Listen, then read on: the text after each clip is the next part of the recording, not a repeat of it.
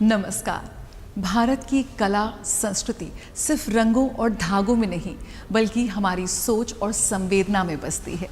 यही वजह है कि हफ्ते दर हफ्ते हम आपके सामने हाजिर होते हैं रंग तरंग के साथ। रंग तरंग जो समर्पित है हमारे कला साधकों को, रंग तरंग जो समर्पित है भारत की समृद्ध कला और विरासत को। तो देर कैसी, शुरुआत करते हैं रंग तरंग की और आज देखते हैं कि किस तरह से भारत की कला संस्कृति को एक नए नज़रिए से, एक नई सोच से आज की ये युवा पीढ़ी प्रस्तुत कर रही है। कैसे नए प्रयोग सामने आ रहे हैं, कैसे इन महाकाव्यों को एक अलग ही अंदाज में आज प्रस्तुत किया जा रहा है। शुरुआत करते हैं रंग तरंग की। आइए रंग तरंग की शुरुआत करते हैं इस बेहद खास प्रदर्शनी से। पर्यावरण संरक्षण को लेकर इस वक्त पूरे विश्व में तमाम ऐसी चर्चाएं हो रही हैं, बहस हो रही है, चिंता जताई जा रही है, लेकिन ज़मीनी स्तर पर आखिर मैं और आप कर क्या रहे हैं, यही सवाल पूछने का प्रयास किया है हमारे कलाकारों ने इस बेहद खास प्रदर्शनी के जरिए। The phenomenology of resilience the perennial spirit, ये नाम दिया गया है इस प्रदर्शनी को। और यहाँ पर आप कई अनूठे आर्ट फॉर्म्स देखेंगे, कैसे आर्ट का रूप दिया गया है। रिसाइकिल, रीयूज़ का मंत्र आज हम फॉलो कर रहे हैं, लेकिन अगर आप गौर से देखेंगे तो आपको एहसास होगा कि इस पूरे आर्ट को यहाँ पर चाय के पत्ती के पैकेट से बनाया गया है। टी बैग्स, जी हाँ, बहुत ही आम चीज़ है और कितने ज़्यादा टी बैग्स वेस्ट होते हैं, लेकिन उन्हीं टी बैग्स को लेकर यहाँ पर इस आर्ट को क्रिएट किया गया है। कैसे हम सस्टेनेबल आर्ट को बढ़ावा दे सकते हैं, ये प्रयास किया गया है इस प्रदर्शनी के ज़रिए और कई दिग्गज कलाकार इसमें शिरकत कर रहे हैं और अलग अलग माध्यमों से यहाँ पर वो अपने आर्ट को क्रिएट कर रहे हैं।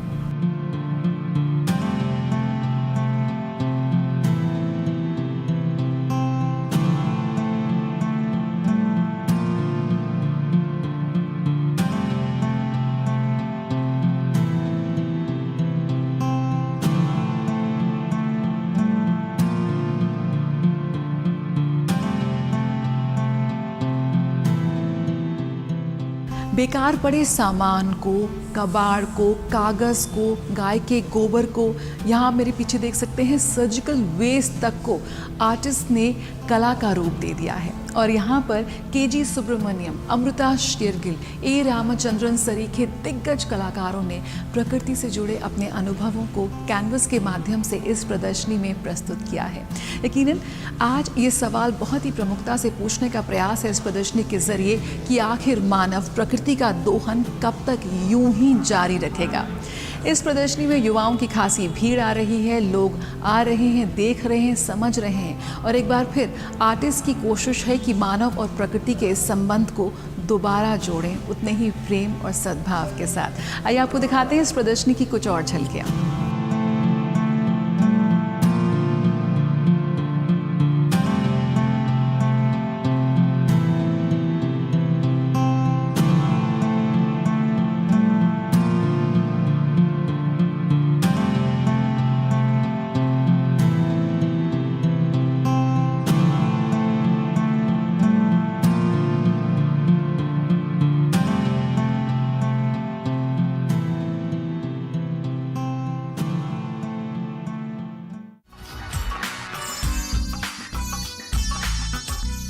हाल ही में राजधानी दिल्ली के सांस्कृतिक मंच पर कला, भक्ति और प्रेम का अनोखा संगम देखने को मिला।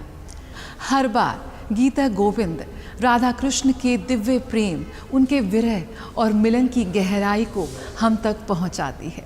आइए आपको एक बार फिर ले चलते हैं उसी अलौकिक दुनिया में।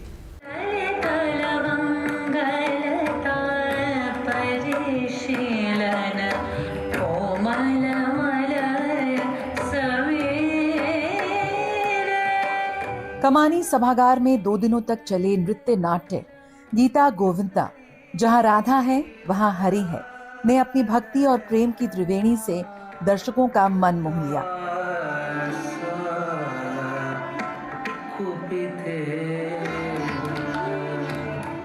बारहवीं सदी के अमर काव्य गीत गोविंद पर आधारित इस कार्यक्रम का निर्देशन शिवम साहनी ने किया, जिन्होंने पौराणिक कथा को आधुनिक शैली में बेहद खूबसूरती से प्रस्तुत किया। पूरे गीत गोविंद के ड्रामेटिक आर्क को दिखाना बहुत दुर्लभ चीज़ है, शायद ही कभी हुआ होगा। तो इसी विचार को मन में लेकर हम आज ये नृत्य नाटिका आप सभी के समक्ष प्रस्तुत कर रहे हैं। सखी राधा और कृष्णा के बीच में जो गैप होता है उसको ब्रिज करती हैं। उनकी फीलिंग्स, इमोशंस, इवन मिसअंडरस्टैंडिंग्स को वो एक दूसरे तक पहुंचाती हैं और उन दोनों को साथ लेके आती हैं। लगभग 1.5 घंटे के इस नाटक में राधा, कृष्ण और सखी के बीच प्रेम, बिछोह और मिलन के दृश्यों को सजीव कर दिया गया। कलाकारों के सधे हुए भावों ने दर्शकों को मंत्रमुग्ध कर दिया।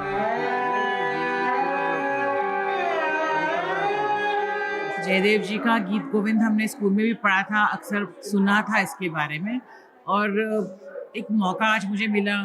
साक्षात कृष्ण जी की दर्शन जैसे मुझे लगा। राधा और कृष्ण की जो कथा थी इतनी सुंदर तरीके से, और जो गायन था स्पेसिफिकली शुभा मुद्गल जी ने जो इसको पिरोया है, तो बहुत ही अद्भुत एक अनुभव रहा है। और मुझे ऐसा लग रहा है कि मैं बहुत ही कृष्णमय हो गई हूँ। आमतौर पर गीत गोविंद के सभी हिस्सों को एक साथ नहीं दिखाया जाता, लेकिन इस मंचन में मूल 24 में से 17 अष्टपदियों को एक सिलसिलेवार कहानी के रूप में पिरोया गया, जो अपने आप में एक दुर्लभ उपलब्धि थी।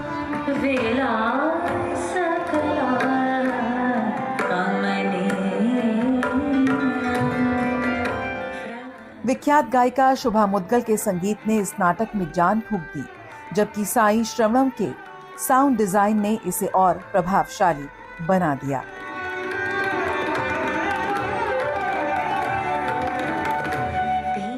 गीता गोविंदा, एक कालजयी महाकाव्य का ये आधुनिक पुनर्जन्म यकीनन दर्शकों के लिए लंबे समय तक यादगार रहेगा।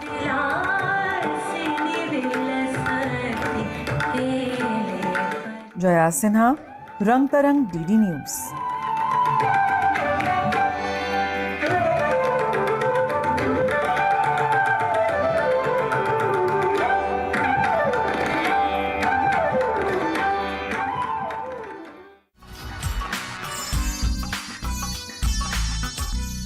मेरे पीछे आप देख सकते हैं आर्टिस्ट नंदिता मुकुंद की इतनी खूबसूरत ये कृति। अगर आप इसके करीब जाएंगे तो आपको एहसास होगा कि नंदिता ने बेकार पड़ी चीज़ों के अंदर रंग भरकर और अपनी सोच से, अपनी क्रिएटिविटी से इतना खूबसूरत ये आर्ट वर्क तैयार किया है। यही तो है आर्टिस्ट की सोच और उसकी सृजनशीलता। इसी कड़ी में आइए आपको ले चलते हैं एक बेहद खूबसूरत प्रयोग को दिखाने, जहाँ पर हमें देखने को मिला कला और फैशन का एक अनूठा संगम। India's ambassador to Spain and Andorra, Jayant Khobragade की बेहद खूबसूरत प्रदर्शनी the journey with the divine flow के साथ फैशन का तड़का लगा और हमें देखने को मिला पूर्वोत्तर भारत के स्टूडेंट्स और फैशन डिज़ाइनर्स के ज़रिए सस्टेनेबल टेक्सटाइल पर एक बहुत ही शानदार फैशन शो। आइए आपको दिखाते हैं इसकी झलक।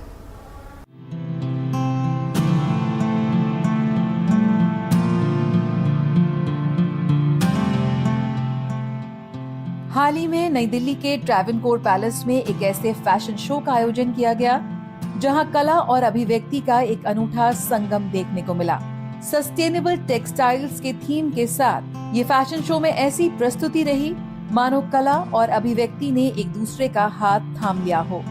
ये सिर्फ एक फैशन शो नहीं था, बल्कि एक सोच थी, संस्कृति को परिधान कला में ढालने की, यानी भारतीय संस्कृति और हैंडलूम को एक श्रेष्ठ समकालीन और वैश्विक पहचान देने की। ये भव्य फैशन शो भारत के स्पेन और अंडोरा में राजदूत जयंत खोबरागढ़ी की प्रदर्शनी journey with the divine flow के अंतर्गत आयोजित किया गया।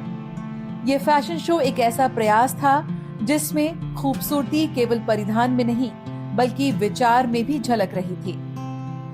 This year we are celebrating, India-Spain dual year on culture, tourism and artificial intelligence. So ये fashion is also an important part of culture. तो this will act as a curtain raiser। और उन्होंने क्या किया है कि ये जो जैसे यहाँ पे मेरे पेंटिंग की प्रदर्शनी लगी हुई है, तो उन्होंने ये थीम लिया है और जो सस्टेनेबल टेक्सटाइल उसके ऊपर वो फैशन शो फोकस्ड है और they are going to use colour palette of my paintings, इस कार्यक्रम का संयोजन North East Institute of Fashion Technology द्वारा किया गया, जहां पर उभरते मॉडल्स और डिजाइनर्स को एक मंच मिला। यकीनन उनकी प्रस्तुतियों में एक सहज आत्मविश्वास साफ झलक रहा था। हर प्रस्तुति की अपनी एक अलग कहानी थी जो केवल आंखों से नहीं बल्कि महसूस की जा सकती थी। ये देख, कला एक बहुत महत्वपूर्ण रोल निभाती है। वो ये है कि जैसे जब हम दूसरे के कला के थ्रू हम दूसरे के सिविलाइजेशन को जानते हैं, संस्कृति को जानते हैं, तो बातचीत करना आसान होता है। So therefore developing understanding on culture and civilisation of other countries is very important. तो मेरा ये प्रयास रहता है कि मैं अपनी संस्कृति को दर्शित करूँ, मैं अपने सिविलाइजेशन को जो है बाहर दर्शित करूँ, ताकि हमारी बातचीत आसान हो। शुरुआती खंड में भारतीय पारंपरिक परिधानों को प्रमुखता दी गई, जिसमें सूट, लहंगा और साड़ीज प्रमुखता से मॉडल्स ने प्रेजेंट की। हैंडलूम फैब्रिक्स पर वाइल्ड लाइफ मोटिव्स का पैटर्न सभी को बेहद भाया। पूर्वोत्तर भारत हमेशा ही फैशन की दुनिया में अग्रणी रहा है। उसी प्रयोग को यहाँ पर डिजाइनर्स ने मंच पर प्रस्तुत किया। गौरव शुक्ला के साथ जया सिन्हा, रंग तरंग, डीडी न्यूज।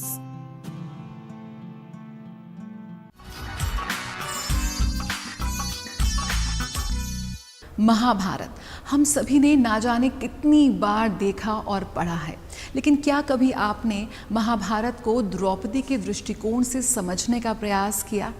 शायद तस्वीर पूरी तरह से अलग नजर आएगी और यहाँ पर महाभारत में आपको युद्ध, धर्म और सत्ता से ज़्यादा अपमान, न्याय और स्वाभिमान की कहानी नजर आएगी। कुछ ऐसा ही देखने को मिला हाल ही में राजधानी दिल्ली में एक बेहद खूबसूरत नृत्य नाटिका में, Draupadi's Mahabharata, an epic that began with her. यहाँ पर मधुलिता मोहपात्रा ने ओडिसी नृत्य के माध्यम से महाभारत को द्रौपदी के दृष्टिकोण से प्रस्तुत किया।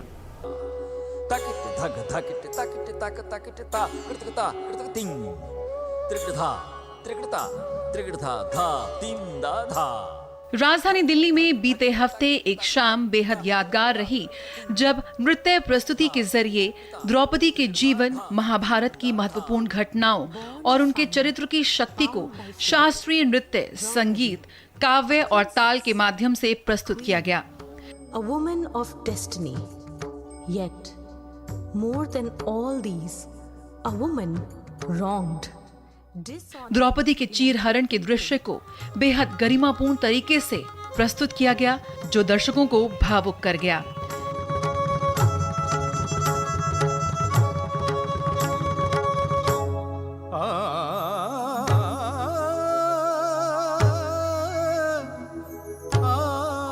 ये मौका था नृत्यांतर नृत्य मंडली द्वारा Draupadi's Mahabharata, the epic that began with her के भव्य मंचन का।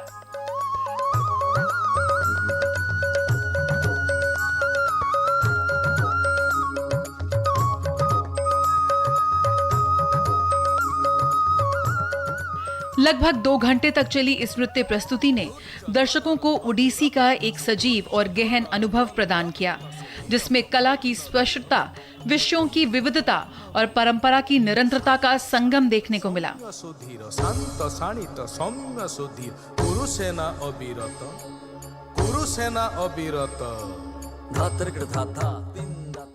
ओडिसी परंपरा से प्रेरित ये प्रस्तुति महाभारत को द्रौपदी की दृष्टि से एक स्त्री, रानी, साक्षी और इस महाकाव्य की अंतरात्मा के रूप में प्रस्तुत करती है, जहां द्रौपदी की आवाज ओडिसी की भावपूर्ण प्रस्तुति को भाषा के माध्यम से इस कालजयी महाकाव्य को जीवंत कर देती है।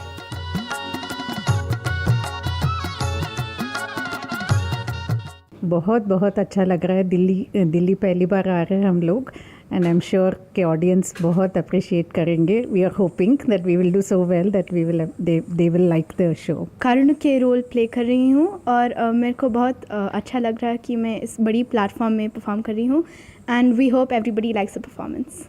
आज मैं भीम का रोल प्ले कर रही हूँ। मैं बहुत भाग्यशील हूँ कि मैं इतने सारे लोगों के सामने मेरा कला प्रस्तुत। मैं अभिमन्यु का रोल प्ले कर रही हूँ and I'm really thankful to ma'am for giving me this opportunity to perform in Delhi. मैं प्ले कर रहा हूँ दुर्योधन।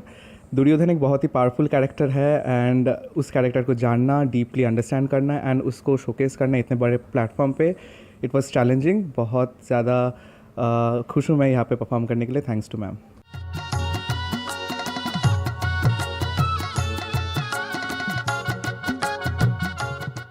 ये प्रस्तुति महाकाव्य के निर्णायक प्रसंगों जैसे द्रौपदी का स्वयंवर, शकुनी के घातक पासे का खेल, कौरव सभा में उसका सार्वजनिक अपमान, लंबा और विनाशकारी युद्ध और उसके बाद का भयावह परिणाम को अलग अलग घटनाओं के रूप में नहीं बल्कि एक सतत यात्रा के रूप में प्रस्तुत करती है।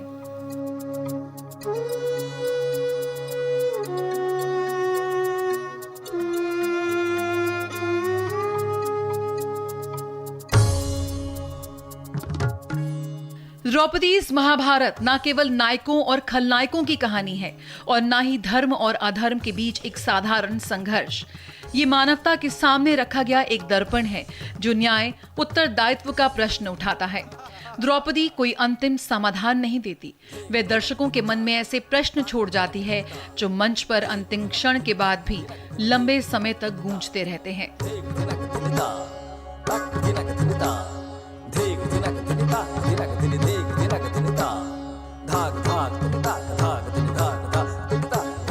इस प्रस्तुति का नेतृत्व मधुलिता महोपात्रा ने किया, जिन्हें कई पुरस्कारों से सम्मानित किया जा चुका है।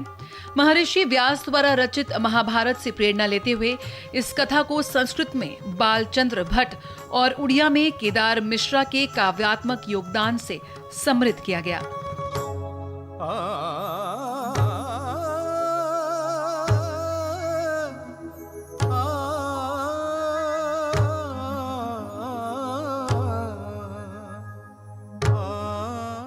रूपक कुमार परिदा का भावपूर्ण संगीत और धनेश्वर स्वैन की ताल संरचना इस प्रस्तुति के काव्यात्मक गहराई और नाटकीय तीव्रता को साकार करती है।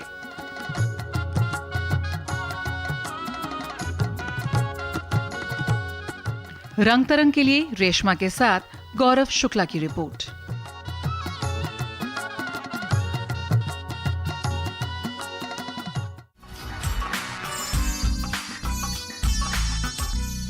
आइए अब आपको लिए चलते हैं इंडिया हैबिटेट सेंटर, जहां पर एक बेहद खास प्रदर्शनी का आयोजन किया गया, अ जर्नी इनटू एक्सप्रेशन। ये प्रदर्शनी इसलिए खास थी क्योंकि इस प्रदर्शनी के जरिए दिव्यांग महिलाओं की कला को मिली एक नई पहचान। कैसे उन्होंने मिट्टी, रंगों और धागों से एक रचनात्मक दुनिया को क्रिएट किया, कैसे उन्होंने अपनी चुनौतियों को, अपने संघर्षों को रंगों और कला के माध्यम से दर्शकों के समक्ष प्रस्तुत किया। आइए आपको दिखाते हैं इसकी एक झलक।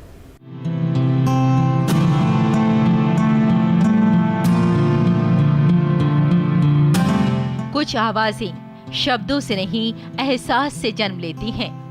कुछ कहानियां बोली नहीं जाती बल्कि महसूस की जाती हैं। नई दिल्ली के इंडिया हैबिटेट सेंटर के ओपन पाम कोर्ट में सजी ये एग्जीबिशन सिर्फ कला का प्रदर्शन नहीं बल्कि एक ऐसी यात्रा है जहां दिल अपने सच्चे रूप में सामने आता है। A journey into expression, what is love, यानी इजहार की एक ऐसी राह जहां प्यार सिर्फ एक शब्द नहीं बल्कि जीने का एक एहसास बन जाता है। यहाँ 15 ऐसी महिलाओं की कहानियां हैं जो चुनौतियों के दायरे में जरूर रहीं, लेकिन अपने हौसले से इन्होंने हर सीमा को नया अर्थ दिया। मधुमिता जी ने इस प्रोजेक्ट के बारे में सोचा था एंड देन हम आर्टिस्ट हैं जिनको कि इस प्रोजेक्ट के अंदर इन्होंने इन्वॉल्व किया है। हम तीनों अलग अलग फील्ड से हैं। मैं टेक्सटाइल्स का काम करती हूँ, टेक्सटाइल आर्ट का काम करती हूँ। सुपर्णा जी सेरेमिक्स का हैं और सुजाता जी पेंटर हैं, आर्टिस्ट हैं। तो हम सब ने अपने अपने तरीके से इन सबको इन महिलाओं के साथ, इन लड़कियों के साथ बैठ के काम किया है। और काम करवाना जो है वो तो बहुत बाद की बात आई थी। हम बल्कि काम करवाना भी नहीं चाह रहे थे। इट वाज मोर अबाउट कि हम मिल के कुछ काम करते हैं। चलो, हम जब वहाँ भी गए तो क्या वो हम पे भरोसा कर सकते हैं, क्या हम उनसे बात कर सकते हैं, एक डर सा था। लेकिन जब वहाँ पहुँचे हैं तो हम उनके साथ मिल बैठ के बात करने लगे। उनमें इतना उत्साह है, इतनी खुशी है उनके अंदर, वो बच्चों की तरह हैं बिल्कुल। इस यात्रा का नेतृत्व कर रही हैं डॉक्टर मधुमिता पुरी, जिन्होंने इन भावनाओं को एक मंच दिया और इन कहानियों को आवाज। साथ ही इनके कई और लोग भी काम कर रहे हैं। सोसाइटी फॉर चाइल्ड डेवलपमेंट विकलांग व्यक्तियों के साथ काम करते हैं और हमारी कोशिश है कि जो मौका आप और हमें मिला है उन्हें भी मिले। और हमने देखा है कि ये जो आर्ट एंड क्राफ्ट या कला जो है, जो हमारे देश का एनीवे इतनी बड़ी खूबी है, उन तक पहुँचाए तो उनका जीवन भी संवर जाता है। एजुकेशन, स्किल डेवलपमेंट, आमदनी, हमारी कोशिश यही है कि उन तक भी पहुँचे। जो इस प्रोग्राम में शामिल थे वो एक और गवर्नमेंट रन शेल्टर के औरतें थे जिनके साथ हम पिछले 15 साल से काम कर रहे हैं। कलाकार सुपर्णा अरोड़ा और कलाकार शालिनी दत्त के मार्गदर्शन में इन हाथों ने सिर्फ कला नहीं रची, बल्कि अपने भीतर छुपी दुनिया को एक नया आकार दिया। सबसे पहले तो उन्हें चूल्हा चौका बनाना था सबको, कि मैं चकला बना देती हूँ, मैं बेलन बना देती हूँ, मैं चूल्हा बना सकती हूँ। फिर फर्स्ट डे के बाद जब मैं सेकंड डे गई तो मैंने कहा चलो कुछ और सोचते हैं। तब एक ने बोला मैं हाथी बनाऊँ, और उसके बाद बाकी 3-4 भी बोली हम भी हाथी बनाएंगे। और फिर जो उन्होंने हाथी बनाया है वो सब आपने देखा ही है काम में। मैं किसी नॉर्मल आदमी को भी अगर क्ले दे दूँगी वो फॉर्म्स नहीं बना पाएंगे, क्योंकि आप बनाना चाहेंगे कुछ जो सब लोग अप्रिशिएट करेंगे कि मैं कुछ इतना सुंदर बना दूं कि दुनिया के अरे वाह क्या चीज़ बनाई है। अ जर्नी इनटू एक्सप्रेशन सिर्फ एक प्रदर्शनी नहीं, बल्कि एक एहसास है जो हमें रुककर सोचने पर मजबूर करता है कि क्या हमने कभी सच में प्यार को समझा है।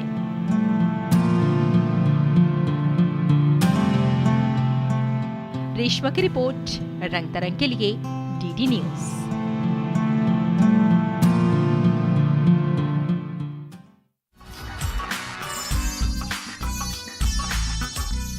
कला सीमाओं से परे है। ये भाषा नहीं, भावना को समझती है। जब शब्द खत्म हो जाते हैं तब कला बोलती है। और ये तमाम कहानियाँ हमें कला के इसी शक्ति से रूबरू कराती हैं। रंग तरंग के आज के इस अंक में इतना ही। आपसे यही गुजारिश है कि कला के किसी न किसी रूप से खुद को ज़रूर जोड़े रखें, क्योंकि ये कला ही है जो आपको खुद से रूबरू कराती है। इसी के साथ रंग तरंग के आज के इस अंक में इतना ही। मुझे मेरी पूरी टीम को दीजिए इजाज़त। नमस्कार।